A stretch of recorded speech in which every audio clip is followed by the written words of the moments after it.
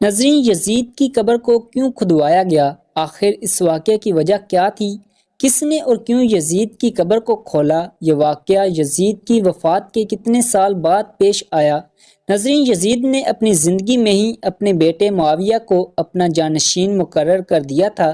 یزید کے 12 بیٹے اور 5 بیٹیاں تھیں، لیکن اس کو اپنے بیٹے معاویہ سے بے انتہا پیار تھا، جس کا نام اس نے اپنے باپ کے نام پر رکھا تھا۔ اس کی تعلیم و تربیت بھی شہزادوں کی طرح کی گئی۔ یزید چاہتا تھا کہ اس کا یہ بیٹا اس کا حقیقی جانشین بنے۔ یزید نے حکومت سنبھالتے ہی اپنے 2 بیٹوں خالد اور معاویہ کو اس وقت کے بہترین استاد عمر المخصوص کے مکتب میں 3 سال کے لیے بھیج دیا۔ شیخ عمر المخصوص بھی جانتے تھے کہ یزید کا جانشین معاویہ ہے، اس لیے انہوں نے اس کی تربیت پر خوب محنت کی۔ 61 ہجری میں جب واقعہ کربلا پیش آیا تو شیخ المخصوص کو بہت تکلیف پہنچی، کیونکہ آپ کا دل بھی محب اہل بیت سے تڑپتا تھا۔ اسی لیے آپ نے یزید کے ان 2 بیٹوں کو عظمت اہل بیت سے خوب رو اشناس کروایا۔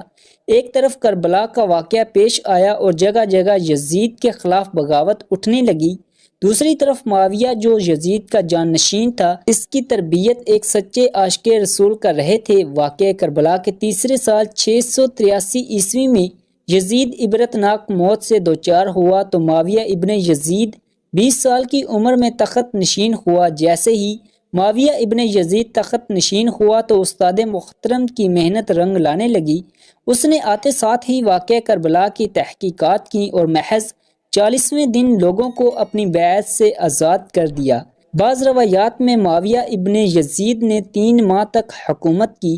20 سال کی عمر جوانی کا ایسا دور ہے کہ جب انسانی خواہشات کی منہ زوری عروج پر ہوتی ہے۔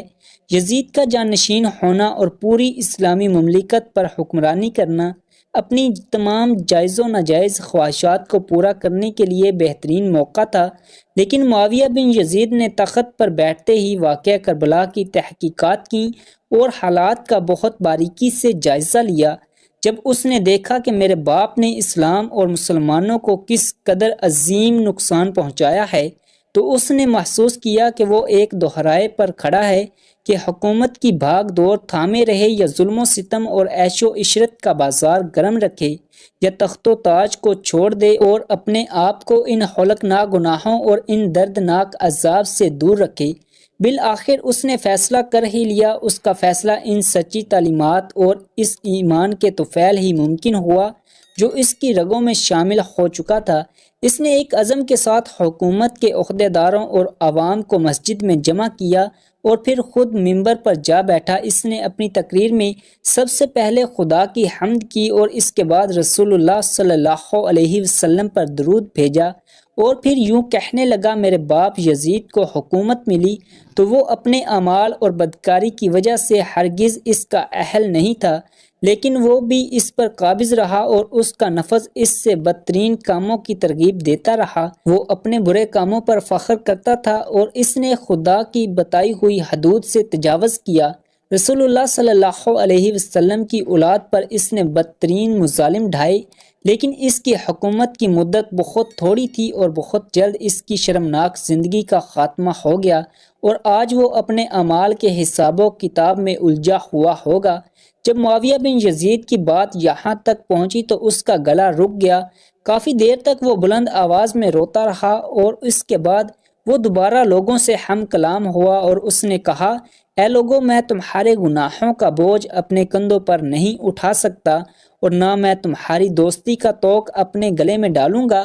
میری خواہش تو یہ ہے کہ حکومت شہزادہ حسین امام حضرت زین العابدین کے حوالے کر دی جائے، یا اب تم خود جو بہتر سمجھو وہ کرو، یا وہ حکومت کرے جس کا تم انتخاب کرو۔ میں اپنی بیعت سے تم لوگوں پر سے ہاتھ اٹھاتا ہوں اور اس خلافت کو ٹھکراتا ہوں۔ معاویہ بن یزید کے ان جملوں نے محفل میں ایک طوفان برپا کر دیا۔ پھر معاویہ بن یزید منبر سے اتر آیا۔ اس کی ماں اور دیگر عزیز و اقارب آئے تو دیکھا کہ روئے جا رہا ہے، تو اس کی ماں نے کہا، کاش تم حیض کا چیتھرا ہی ہوتے اور میں تمہاری خبر نہ سنتی۔ اس نے کہا، خدا کی قسم میں بھی یہی چاہتا ہوں، اگر میرے خدا نے مجھے معاف نہ کیا تو میرے لیے برا ہو، اس کے بعد بنو امیہ نے اموی شہزادے مروان بن حکم کے ہاتھ پر بیعت کر لی اور اسے تخت پر بٹھا دیا۔ مروان نے اپنا دارالحکومت مستقل دمشق میں منتقل کر دیا۔ بنو امیہ نے شیخ عمر المقصوص کو زندہ درگور کر دیا کہ تم نے ایسی تربیت کیوں کی کہ معاویہ بن یزید نے بھرے دربار میں بنو امیہ کو رسوا کر دیا۔ اس کے چند دن بعد ہی معاویہ بن یزید کو زہر دے دیا گیا۔ 684 عیسوی سے 685 عیسوی تک مروان بن حکم نے حکومت کی۔ پھر اس کی وفات کے بعد مروان کے بیٹے عبد المالک نے 685 سے 705 تک ایک طویل عرصے تک حکومت کی۔ پھر 705 عیسوی سے 715 تک عبد المالک کے بیٹے ولید نے حکومت کی۔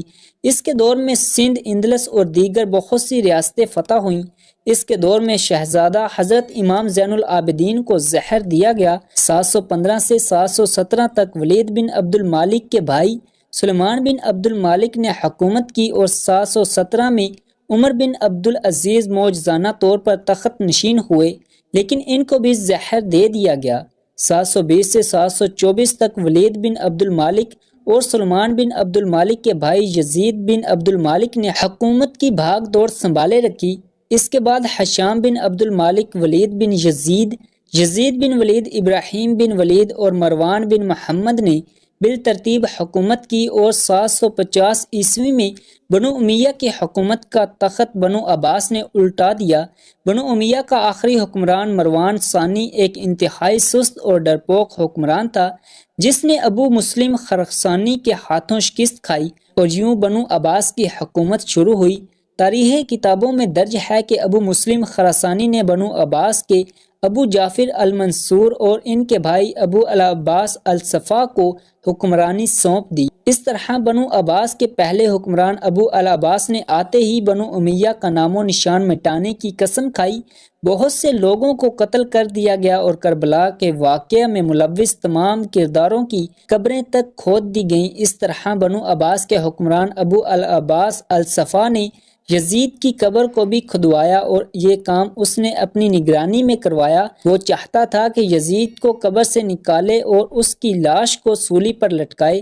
چنانچہ یزید کی وفات کے 65 سال بعد اس کی قبر کو اس وقت کے حکمران ابو جعفر اور ابو العباس کی نگرانی میں کھدوایا گیا، لیکن جب قبر کو کھولا گیا تو سب دیکھ کر حیران رہ گئے کہ اس میں لکڑیوں کی راکھ، بدصورت کتے اور ایک اژدہے کے سوا کچھ نہ تھا۔ ناظرین، اسی امید کے ساتھ اجازت دیجیے کہ آپ کو ہماری آج کی ویڈیو پسند آئی ہوگی۔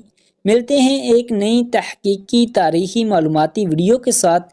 دیکھتے رہیے اے ڈی وائس۔ اللہ رب العزت آپ